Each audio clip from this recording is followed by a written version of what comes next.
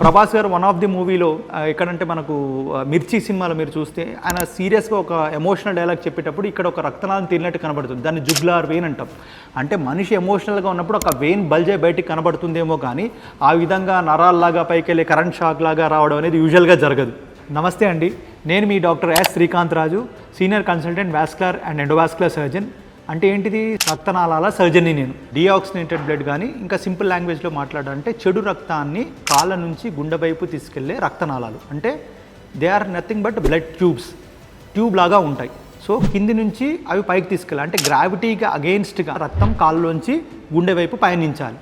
అలాంటి రక్తం వెళ్ళాల్సినంత వెళ్లకుండా కాళ్ళలోనే ఉండిపోవడం వల్ల ఈ కాళ్ళలో ఆ యొక్క రక్తనాళాలు తేలి వాపు ఎక్కువగా వచ్చి కాళ్ళలో వాళ్ళకి ఇబ్బందులు వస్తాయి.